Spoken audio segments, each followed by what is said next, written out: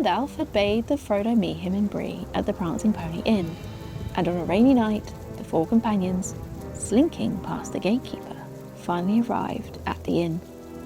There they found no sign of Gandalf, but plenty of beer and food, and a new ally in a mysterious ranger of the north known only as Strider. And new allies does Frodo need. Tired from their adventures, and definitely not at all tipsy, the hobbits take to their room at the inn to sleep.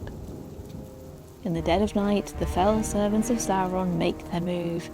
Smashing down the village gate, they are challenged by the gatekeeper, but are determined to reach the inn and seize the ring. Strider is not taken unaware. He hustles the hobbits out of bed, and together they move swiftly to leave the village and make for secrecy and safety in lone lands to the east. The Nazgul are dangerously close in pursuit of Frodo, the terrible will of Sauron pushing them onwards, desperate to reclaim the ring. But in new allies there may be hope, as perhaps the ranger is more than he seems, and his strength and skill will see them through in their break for the wild country and freedom.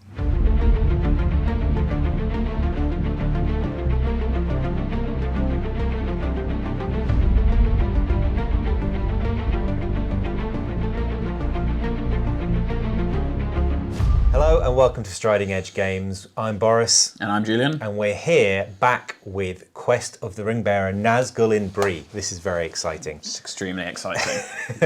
So it's been a little while. There are new bookshelves and we probably look a little bit grayer and tireder because it's been a while. We were up quite late bashing out the terrain for this mission, and this has been, I think, fair to say, not a sticking point, but a kind of hurdle we've had to get over in our minds for quite a while. Bit of a leap, isn't it? Been doing the other missions, which are probably less intensive in terms of requirements.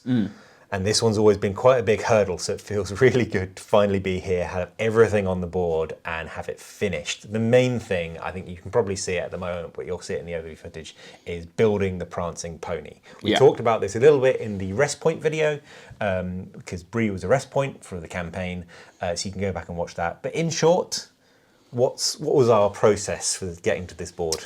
So we've done quite a lot of using existing kits. So we bought quite a number of Lake Town houses. Yeah, the GW which is a kit. Games Workshop kit, which is a lovely kit. Unfortunately, not the most flexible of kits because you basically just build a little square building. Yeah. And you could make something more sort of custom, but you require some extras. So we did actually make a double house, which looks really nice. The fancier house on the street. Doing something more complicated, like kind of an L shape or, upstairs, downstairs, that was harder. Yeah. So we'll have a video actually about how we have sort of converted the Lake Town houses we've got a hobby video. into what we're calling Bree houses. But we also then have made our own Prancing Pony. Yeah, which has been a slog, but now a joy. Yeah, so it's a big building. We've made it kind of, in scale with the Lake Town houses, but it's larger. It's larger. It's got to be the largest building on the board because it's the big coaching inn. It's the centre of town. We actually did a lot of going back and rereading the passages in the book about how they describe the Prancing Pony, and it's not really clear. Then you've got the kind of Fellowship of the Ring version, which you don't really see that much of. Weta had their own model that looked, again, completely different. We both played Lord of the Rings Online years ago, and still fairly recently, actually, which has its own version of the Prancing Pony, but all of them have themes, and one of these was sort of it being two bits, kind of almost an L shape or a kind of C shape almost, with a walkway.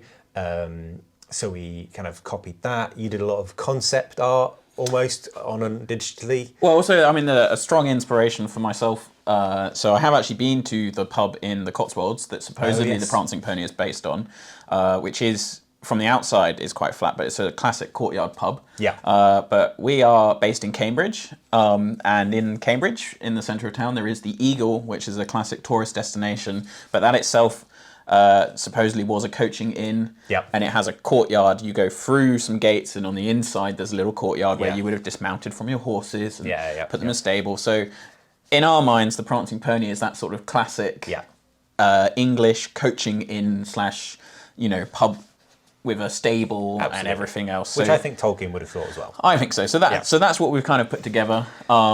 It's fully scratch built. We've sacrificed quite a lot of time to put this together. And fingers, yeah. You cut out every single shingle you can see you can see just here, but we'll show in the overview footage.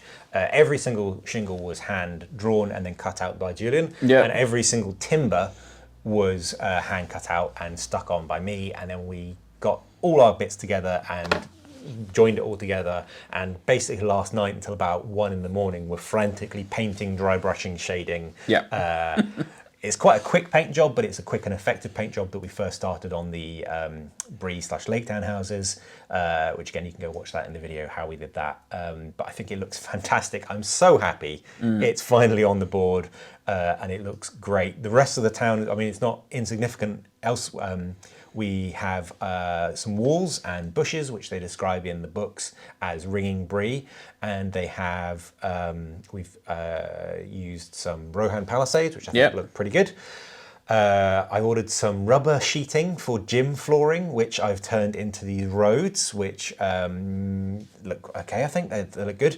I think there was quite a few different YouTubers, but if you search sort of flexible roads for wargaming, you find a lot of them. It's effectively rubber sheeting or some sort, decorator's caulk that you just get in the kind of tube guns. Flexible type, yeah. The flexible type, mix it with brown paint and sand, smear it on, and it dries flexible. You can pick it up and bend them.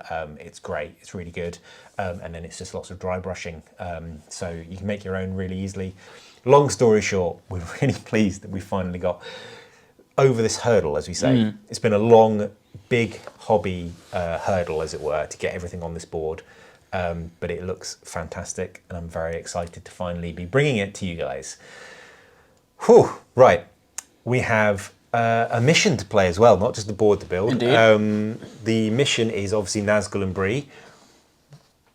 As we went over, Julian is switching back to the good side after playing evil for the last chunk of missions. We swap every rest point. I'm switching back to the Nazgul.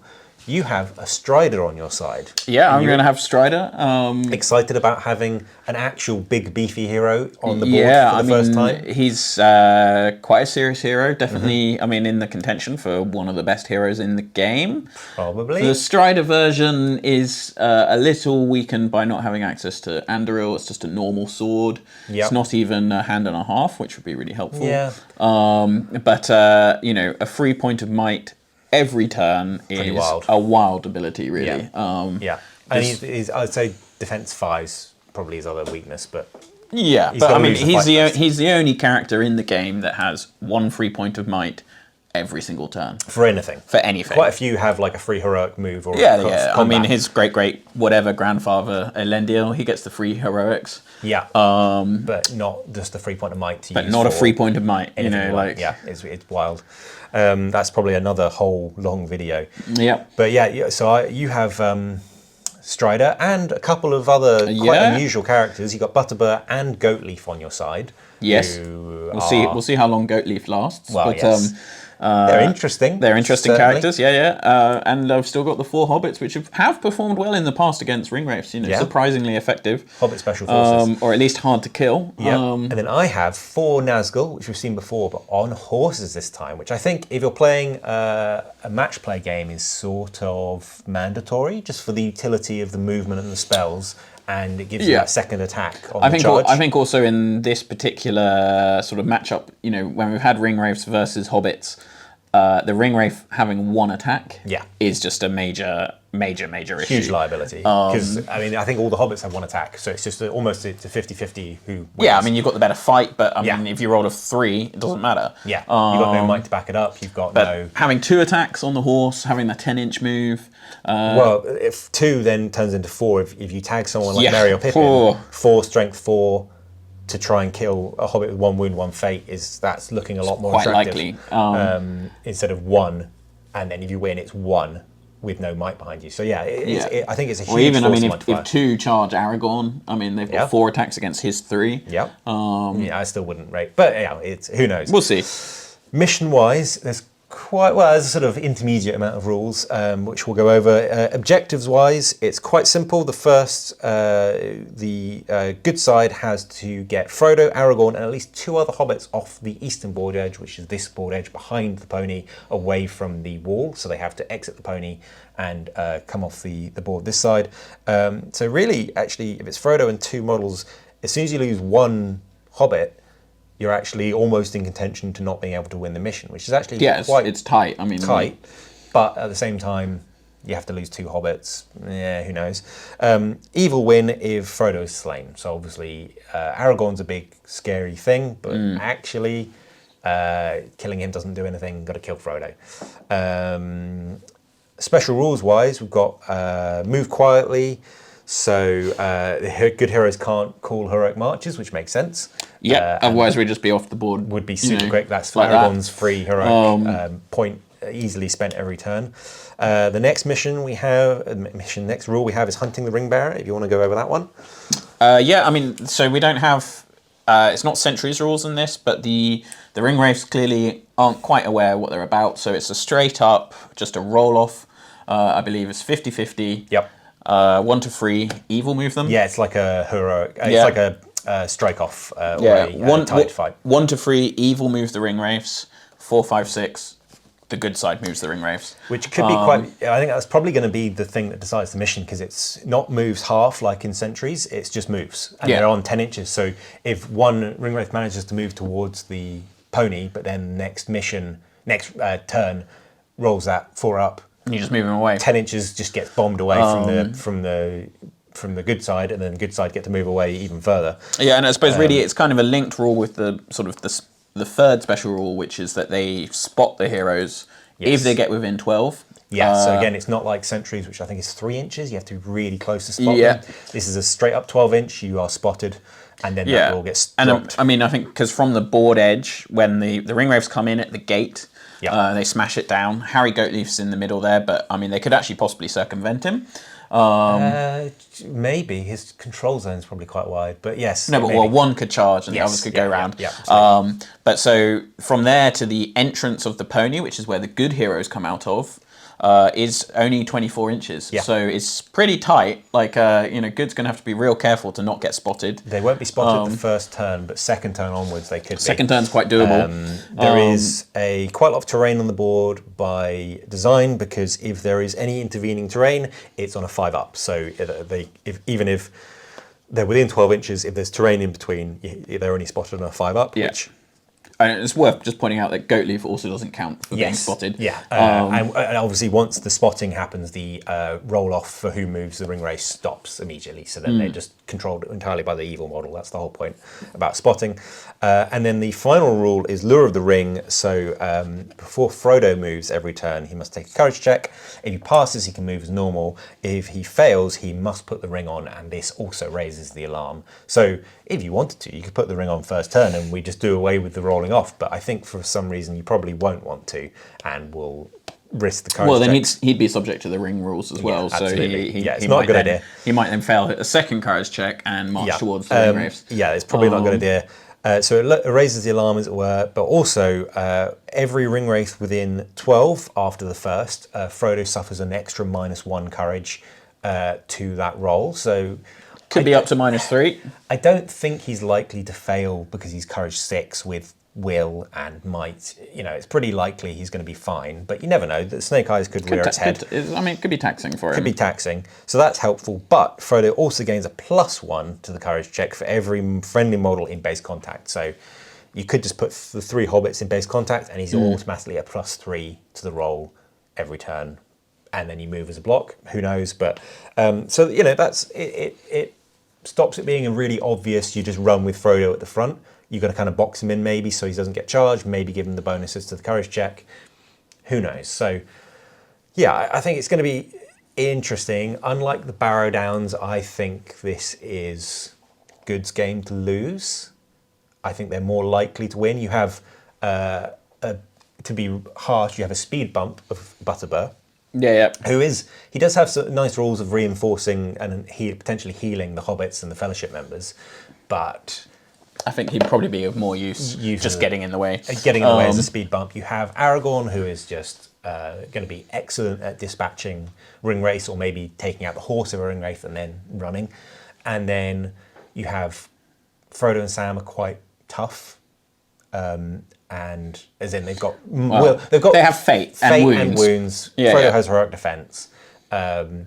So, you know, Merry and Pippin maybe you have to look after, but I think unless the rolls go really badly for you in the first half of the game and you're spotted very quickly and all the ring wraiths are quite close to you, chances are you'll be further down this end of the board before the alarm is raised and the combat start in earnest. Yeah. I don't know. What do you think? I think we just have to find out what's going to happen. You're not giving any secrets away. Yeah, okay, fair enough. Yeah, I think, it's, we'll see. We'll see. It is one of the dice, probably. I think there's quite a lot of, so one of the things that we were aware of, when you look in the actual scenario map, the pony's quite wide. I mean, just on like rough estimate, it's maybe 10 inches. Yeah. And you come out the front door, and so then you've got to go 5 inches either way. Yeah, you've got to go along before you go down the side, can run back. Before you even go behind. So, yeah, it's a good point that we've made this coaching in style with an alleyway down the middle, but we've intentionally blocked it off with barrels and a wall and a thing, so the hobbits and people have to go out the front, around and down the side. Otherwise, it would be a complete wash, I think. If they could run down the middle, especially where they were... Yeah, it would take them like 5 turns and then they'd be off the board. And they're quite nicely concealed in that middle alleyway. Yeah. Whereas if they have to go out the front and around, they actually are quite exposed, which I think makes it a more interesting game. Yeah, so we've done that deliberately. Yeah. Before anyone goes, why are you running around? It's deliberate to make it more an interesting game. Yeah, so I mean, I think they do actually have to, and we've kind of measured, because the hobbits are only going to move 4 inches. Yep. It's going to take them, 2 turns to clear the front of the building. Probably, yeah. Yep. So especially with no heroic marches. With no heroic march. So yeah, we'll see how that goes. Yep. No roll off as it's a narrative scenario, so we are straight into good turn 1, and everyone moves onto the board. Apart from Harry Goatleaf. Apart from Harry Goatleaf.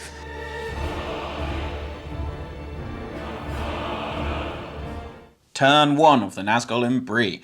Harry Goatleaf starts on the board, and the rest of the Fellowship with Barlam and Butterbur are waiting inside the Prancing Pony.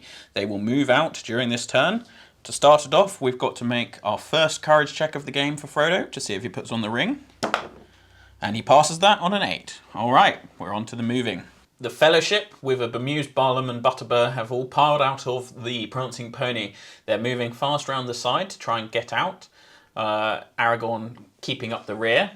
And then at the gateway to Bree, shocked by the sudden collapse of the gates and terrifying Nazgul, Harry Goatleaf has just backed up a little bit to make that space a bit tighter. And turn 1 evil movement, the Nazgul have burst into the town, crushing the doors. First decisions already.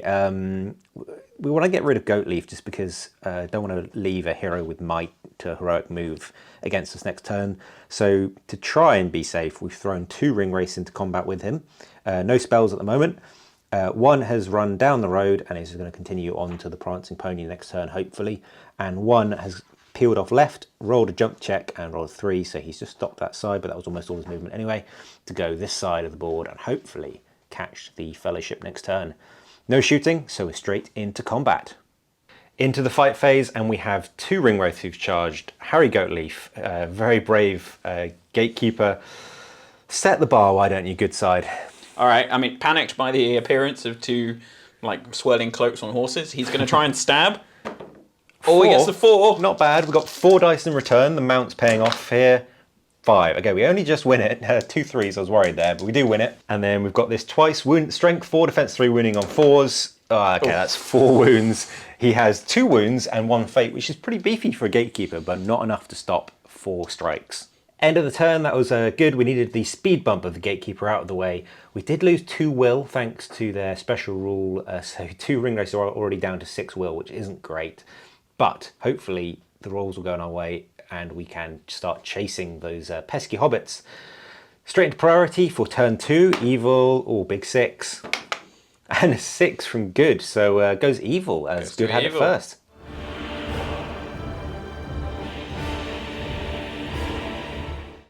Start of turn 2, and we have some hunting the Ringbearer rolls. So we need to see who controls the ring race from this turn onwards. I'm going to start with the one on the road. He's up front, furthest forward. 4 up. Yeah, it's a good move, that ring wraith, which is unfortunate. With Good's opportunity to move the ring wraith, we've moved him as far away from the Fellowship as possible. On to the next roll, the ring wraith that hopped the fence. Oh, it goes good as well. And with that second opportunity to move a ring wraith, we hopped him back over the fence and ran him further away. Third ring wraith, the middle one out of these 3. 2. Okay, so great, we get to move 1 at least. And he just bombs it down the road and ends there next to the fence. He is just within 12 of the Fellowship for spotting. However, they still have to move, so they're very likely to move out of range, so we won't spot them this turn. And we have the final ring wraith next to the gate. See who moves him. That is Evil as well. And with his move, he ran along the road a little bit, jumped the fence, and stopped there with a jump check, so he is ready to run around this house next turn. And for the good movement, they keep moving around the side of the pony, trying to keep something in between them and those ring wraiths that are getting a lot closer. Straight on to priority for turn 3. Let's see who goes first. Evil roll 4. Good roll of 3, so Evil priority again.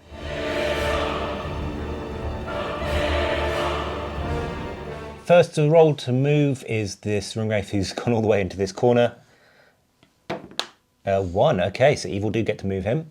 Realising his mistake, he runs back round this house and is ready to come this side of the pony perhaps. Next is the wraith who's hopped a fence last turn. The roll is 2 again, okay, so Evil get to move him. He also races down the road, realising his mistake and ending up near this crossroads. Hopefully next turn he can continue his run of good luck, heading towards the Fellowship. Third, we have the wraith who ran down the road last turn. He rolls a 4. Okay, so we're swapping, so good move him this turn. So now the ring wraith that was formerly at the head of the pack, he's ran back down the road in confusion. On to the last ring wraith roll. Last wraith, let's see what he gets. A 3, fantastic. And that wraith has come round the side of the house to this break in the fences. He's currently well within 12 of the Fellowship. They still have to move, obviously, but we're hoping maybe he might be able to spot them this turn. Let's see. And with the good side movement done, the 4 Hobbits, Aragorn and Butterbear, have carried on moving down the side of the pony. Unfortunately, with their stubby little feet, Sam isn't quite able to get out of 12 inches. So he is visible to that ring wraith, but he is obscured by the chimney. So now this is a spotting the Hobbits special rule, and it's on a 5 up. No, the ring wraith hasn't spotted him. The alarm isn't raised yet. Saved by the chimney. End of the turn, straight into priority for the next one. It's going to be a big one, I think. Evil roll of 4. Good roll of 1. Evil move again. Ooh.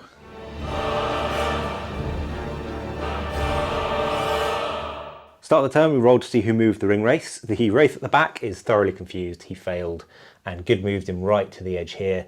The central 2 wraiths both rolled for Evil to remove them, which is great. So one has charged down the road, down the side of the pony, hoping maybe we'll get to the rear of the pony in a turn or 2. And this one in the middle has moved right to the front, checking out through the window to see where the Hobbits are. Little does he know they're right around the corner. The last roll is probably the most important. This wraith is within 12, so if he gets to move for the Evil side, I think we're pretty much guaranteed to spot. If good move him, we're pretty much guaranteed that they're going to slip through our fingers. So big roll, let's see. And oof, ooh, that's bad news for the good side. It's gone to the Evil. The ring wraith player is going to be able to move him properly. Where are you going to put him, Boris? Let's see where he goes. And with that roll, that ring wraith has charged forward and is within spitting distance of the Fellowship. Pretty sure with the Hobbit's little legs, they're going to be spotted this turn, which is fantastic news. Let's see what the good player does in response. Umming and ahhing about what to do. The Hobbits have continued moving at their slow 4-inch move pace, and in a bit of a risk, we've actually taken Aragorn and Butterbear and we have charged the Wraith. They both managed to pass their courage check pretty handily, so we're going to go into combat and see if we can take down one of the ring wraiths. And at the end of the move phase, obviously being in combat, we're definitely within 12 inches, but that wraith is anyway within 12 inches of Sam and the rest of the Hobbits. So the alarm has now been raised, which is great for us. The other ring wraiths, especially the one right in the back corner there, suddenly realizes that they've been looking in the wrong place. But we have a round of combats to survive with the heir of Elendil and a man with some hard cheese. And at the start of the combat phase, Aragorn's going to spend his 3 point of might to call a heroic combat. Makes sense. Into the combat phase, we have a single Nazgul versus Aragorn and Butterbur. He didn't charge, so he just has the one attack. We'll set the bar. Yeah, just to add though, Butterbur is going to do a bash with his cudgel, which is a club. I think actually he's bashing with the tankard in his hand. That's more thematic. But Ring Wraith rolls 3. It's not great. All right, so 3 attacks from Aragorn. We get a 3 and a 4, so yep, it goes to the good side. Only just. So to begin, Butterbur is going to lead off with the bash. He's hoping to knock the Nazgul straight off the horse and prone. It is a d6 plus your strength value, and then you will roll. Evil will then roll a d6 and add their strength value. Okay, Butterbur gets a 4. Oh, a 4 as well. So they are winning by 1 with the Ring Wraith strength 4. But Butterbur has a single point of might. He's going to spend it. And because he equals the Ring Wraith's total, that Ring Wraith is now bashed and knocked prone. Okay, and with that incredible strike from the burly barman, Aragorn is now going to get to do 6 strikes. And we're looking for a 6. And a 6 will kill a Wraith. Oh, and we get 3. That is a thrice dead Wraith. All right, with that excellent combat phase going in our favour, Aragorn and Butterbur move back with the movement from the heroic combat, and we're straight on to priority. Okay, evil. Oh, a big 6 again. Oh, and it's a 4 for good. Okay, evil move priority.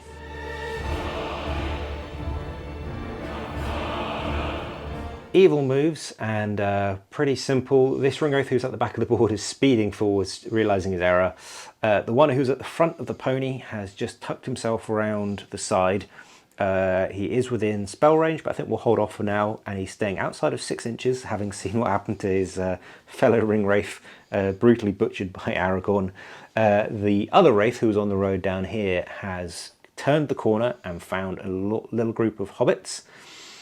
I think we're within 12 for cast some magic, and I think we're going to try a sap will on Frodo, as that would be really useful for later in this mission, and potentially later in the campaign as well.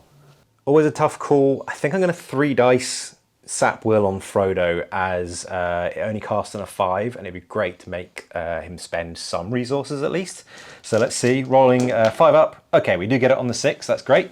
So now it's Frodo's choice on how many he spends to resist.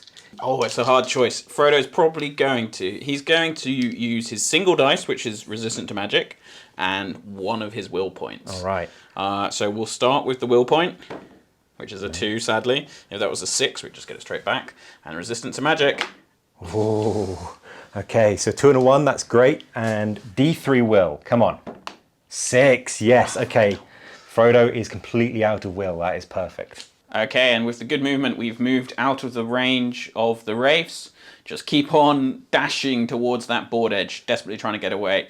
Losing 3 will on Frodo is quite a big deal, but he still passed his courage check for wanting to put on the ring. Now we're on to priority. Okay, let's see if we can keep on keeping on. Evil roll. A 2. A 2, and great. For good, it's a 2. A very low score, but it does go to good.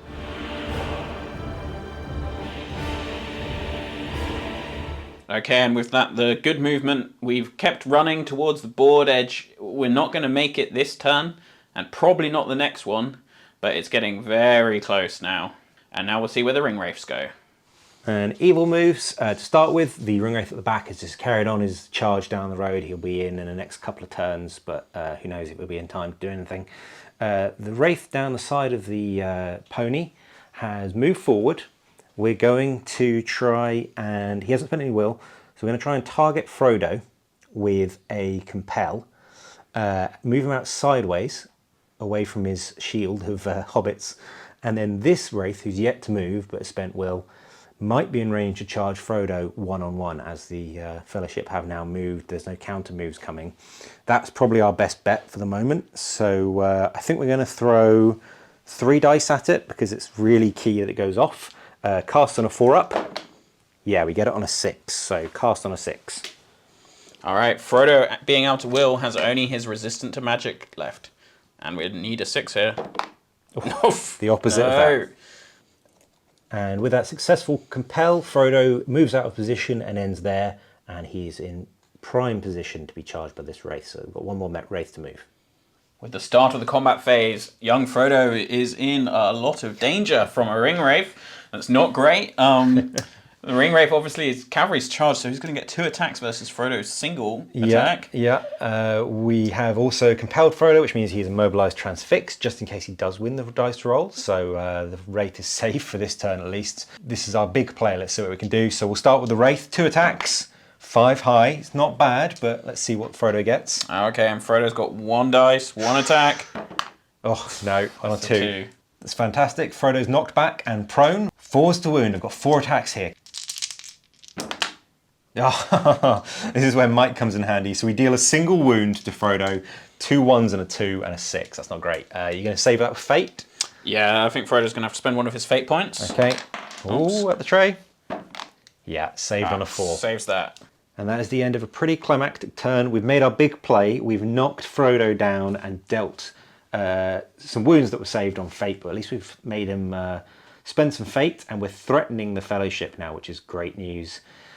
On to priority for next turn. I think this is going to start becoming really crucial. So okay, and then it's good on a 6, and then Evil is looking for... Oh, they're on a 4, so okay. Priority to good.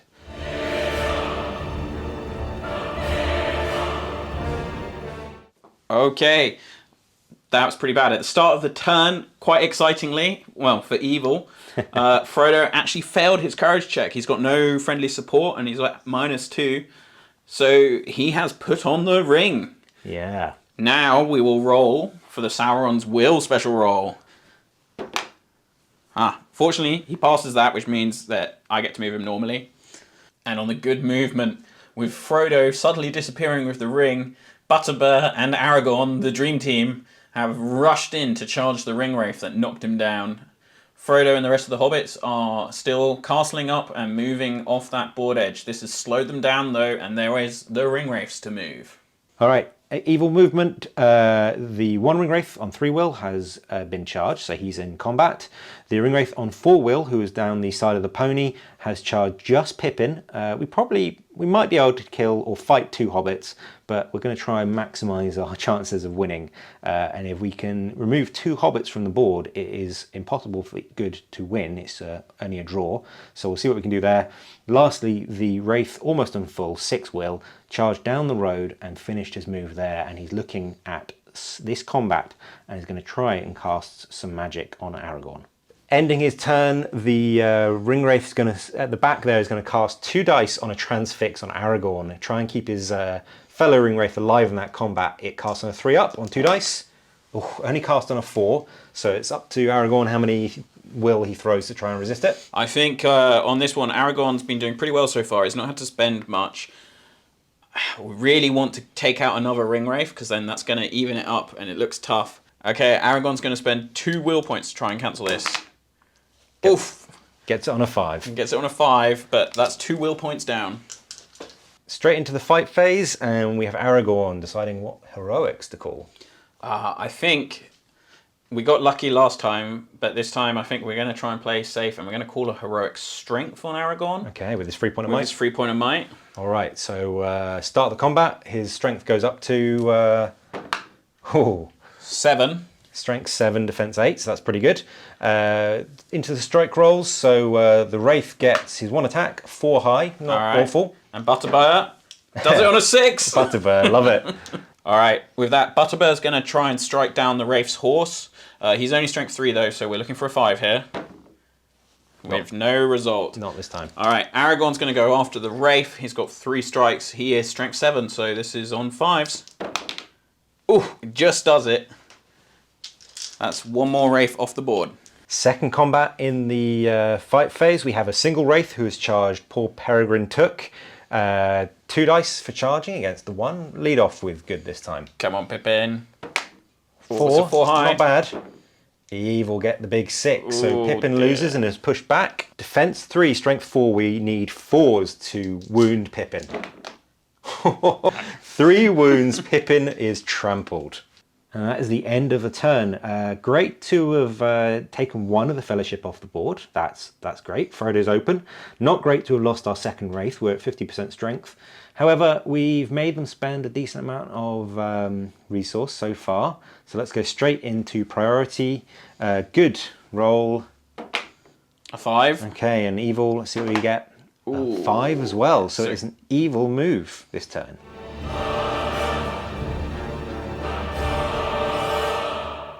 Okay, with the start of the movement phase, evil priority, Sam has spent one of his points of might to call a heroic move. He's moved, he couldn't actually get off the board this turn, so he's just kind of blocking the other Ringwraith. Frodo successfully passed the Will of Sauron check. He's taken the ring off and he's moved off the board. We've just left him on the edge here for illustration. Merry is trying to keep out of the range of that other Ringwraith, whilst Aragorn and Butterbur are going to see if they can kill a third Ringwraith this turn. It's on to the Evil's moves. And the evil moves, only one Wraith is able to run up. He's not quite in range to charge any of the good heroes, which is a shame. He wasn't in range to compel anyone forward into combat either.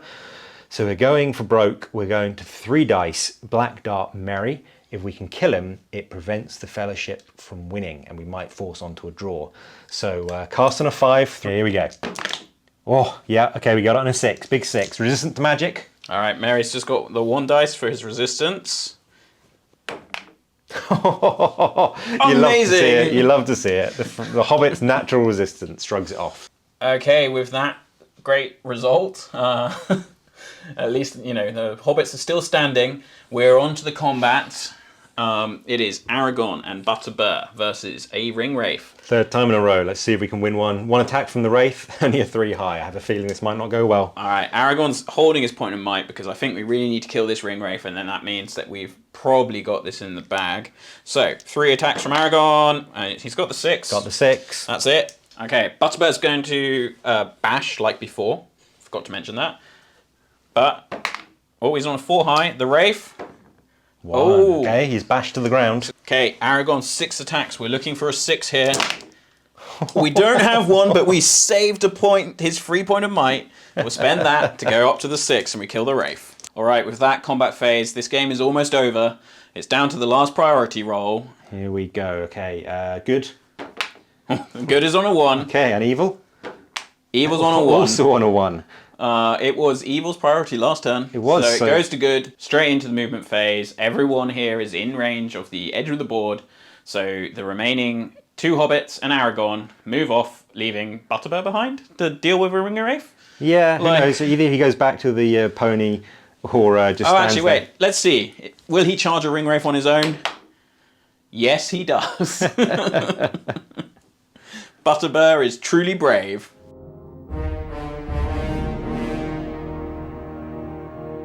Straight into the combat phase, everyone's fled. Butterbur's facing down a single Ringwraith with 1 point of will. He's going to disappear at the end of this turn no matter what. Let's see how this combat happens. We'll set the bar with a Wraith. Par for the course. I think it was on the stars. All right. 1. I mean, Butterbur, he's clearly hopped up on all this excitement. Yeah. He's revved up. He's ready to go. Let's go. Big He 6. gets the 6. Big 6. He loves it. In the battle between a being that is aeons old and sustained by hate and will versus a fat barman with some cheese, he's going to strike the Ringwraith. Ah! It's a dream too far, but he pushes him back. He loses his final will point at the end of the combat and disappears. Evaporates.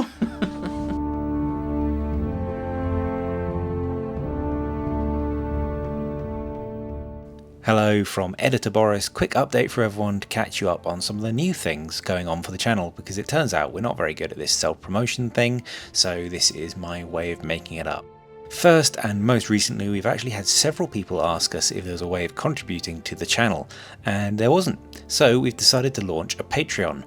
It's pretty simple at the moment. You can join for free as a regular member to get updates and a few behind the scenes snippets. There's also paid tiers where you can get a few bonuses, like helping us choose what video is going to come out next, a special Discord role and channel if you're on our Discord, and crucially, all our videos are on early access, as well as future merch perhaps. Dice, do people like dice? We'll look into it. There's also a Ko-fi page for anyone who just wants to make a one-off donation if you fancy it. For those of you who have heard all of this before, don't worry, this isn't some sort of slide into monetization.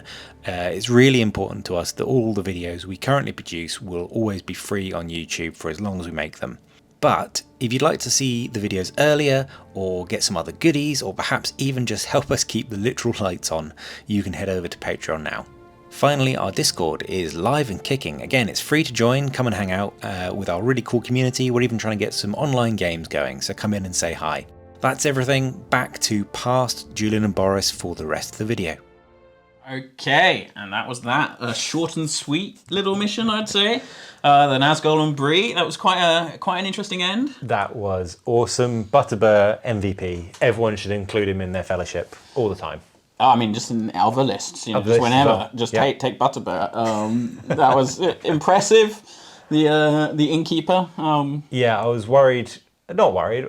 It would have been unfortunate if the race had spent like the entire game doing their equivalent of sentry rolls and had just stayed that end of the board, and you got like here before the alarm was spotted. Yeah, I think it would have been quite boring. Luckily, one of the race managed to spot you. Obviously, the perfect play for the ring race is like all four of them are able to charge you in one turn, because that way Aragorn is never able to, kill one, then heroic combat into another one. You can always have a couple moving, and never quite got that point where all of them were descending on the Fellowship at once. But I think it was a really fun game. Yeah, I mean, I feel we were talking about the mechanic of the Wraiths. I suppose it sort of represents them kind of like searching.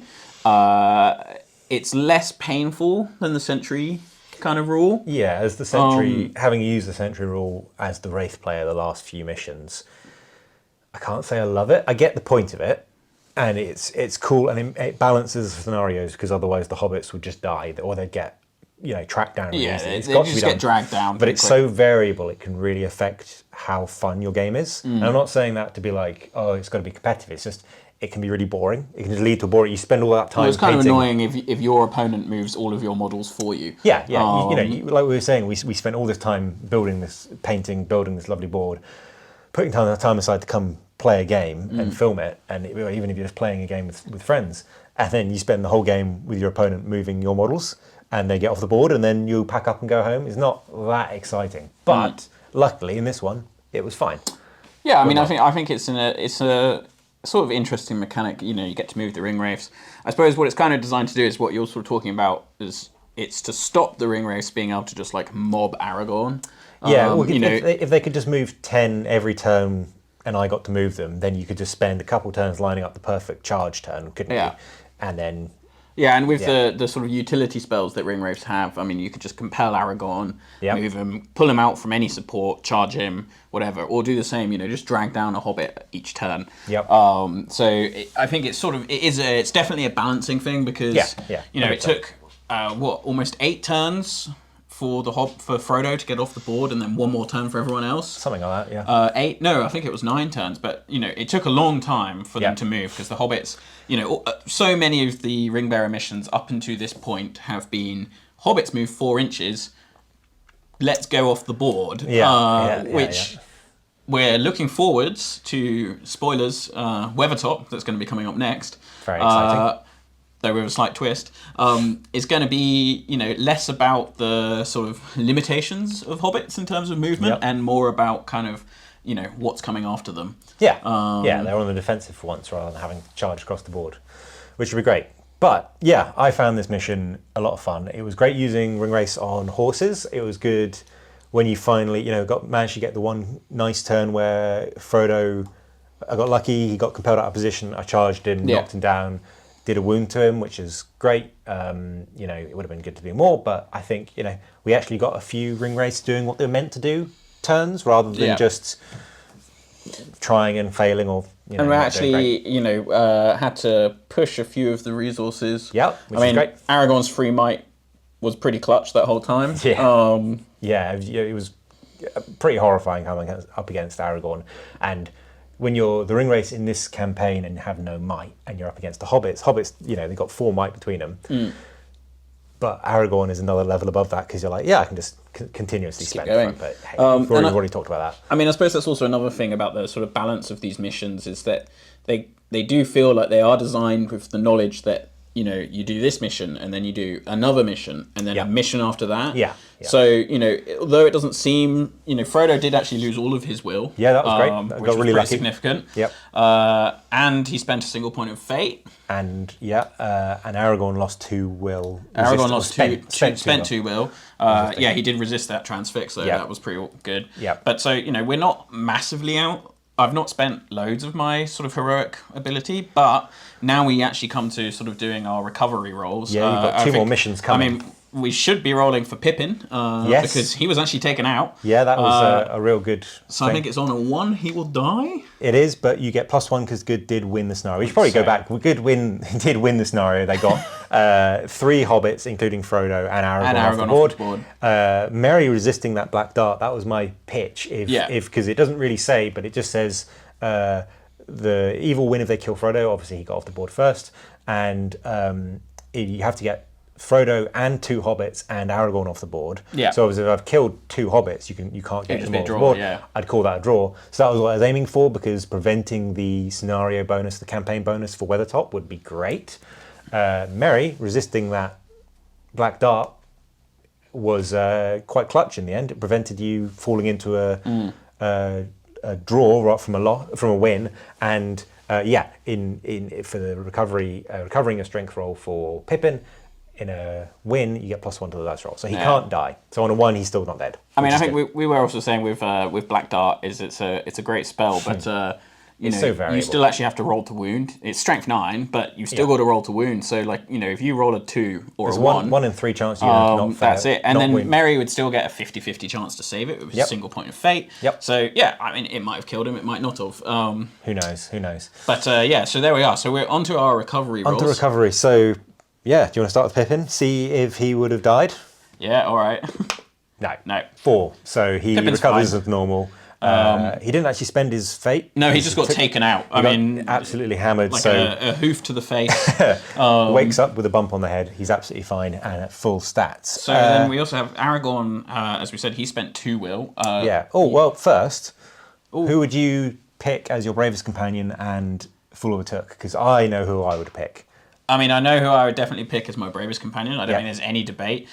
This is not helpful to me, but it was clearly Butterbell. It was clearly Butterbell. D-Horse 2 ring race? Yeah, I mean, so I suppose he gets D6 back. He gets 1, so he gets the single point. You get to re-roll it because you won the scenario. Oh, that's true. He 3. gets 3, but he only spent 1 point of might. I mean, that was all he needed, just to take out, 2 ring wraiths. So that's great. Fool of the Took. I mean, it's either Pippin or Frodo. Frodo put the ring on and failed his courage check, but I think that's a bit harsh. I think it's Pippin. I mean, Frodo had quite a lot stacked against him. It wasn't like he did anything particularly stupid. No. Pippin got caught out and got killed. Just got killed, absolutely, which is very Pippin. So I think it was Pippin. So maybe it would be, I could agree with the Pippin. So he doesn't need to recover, but he's the Fool of a Took. He's the Fool of a Took. So then it's just the normal recoveries. So Aragorn with his 2 will. Yep. So you get D3 back. 3. So Aragorn's fine, so he's got all of his will back. Frodo, though, has spent 3 will and 1 fate. So the most that I can get back is 3. So on a D3... You do get, as a 3, so 2 recovered. You can re-roll it. I can re-roll it, but I've got to keep the second result. So you're going to aim for higher or lower? You're going to risk it? Risk it for a biscuit? I'm going to risk it. Ooh, I'm going to risk it. Come on, 1 or 2. It's the exact same result. That's fine. So 2 back. I think... what are you going to recover? 1 fate, 1 will. 1 fate, 1 will. So Frodo is on full might, full fate, but only has 1 will. Yeah. Ooh. I mean, I think the Hobbit resistant to magic we saw with Merry. Yeah. You always get that 1 dice, so the will is slightly less important than the fate. Yeah. Considering he might be meeting someone who happens to have a Morgul blade soon, the fate is probably really important. Yep. Yeah. No, I would say you need to save that. Yeah. Absolutely. So yeah, that was a great game. I mean, I think I really enjoyed that. I loved that. That was great. I think having built out the board, the sort of scenery really makes it because it sort of locks you down on the movement, which was fun. I mean, you could play this theoretically with just a completely open kind of some bits and stuff, but or like cardboard footprints, or the MDF laser cut stuff's probably really good. I think for quickly assembling a board and not too much price. I've seen quite a few sort of card, like heavy cardstock building that you kind of snap together terrain. There's Like probably the loads classic Mordheim ruined buildings, but new. There's probably loads of Good options out good there. options to assemble stuff, and I think I would probably do it, as we said in the intro, differently if we had to do it again. But I'm looking forward to not having to do it again for a while. But yeah, that's Bree. I would on our sort of we try and recommend or try and say if we would recommend this for people to play as a one-off. I think I would. Yeah, I think but so. the caveat that just acknowledged that maybe the hunting for the ring bearer rules can really throw it one way or another. Yeah, I mean that could definitely introduce some skew. I mean, yeah, it would have been slightly different if Sam had been spotted on that roll off. Yeah, true. Then the ring wraiths would have been in action for a turn earlier. Yep. So the blokey that was all the way over in the corner there Might have been a little closer. He would have been a little closer. So I mean, you might have had 2 ring wraiths. That's true. He would have been in combat the last turn because he was just out. Yeah. The last turn. So yeah, I think it was fun though. It was good. I think I would recommend it. But yeah, that's that. We're on to Weathertop next with a twist, as you said. So we won't give it away. It's a bit of a surprise. We have unfortunately had to leave Butterbur behind. You can't bring him onto it. Maybe sadly. if we do the Fantasy Fellowship, Quest of the Ringbearer, he could be. I mean, he would be pretty clutch the whole time, right? I think so, right. You get wounds back. Yeah, I think he'd be great. Imagine him being the Sam character going. You can't choose him as Sam, but it'd be good. Can you replace Mary with him? I think so. I think you can be any character with. I don't know. I have to check, but that would be great. We're on to Weathertop.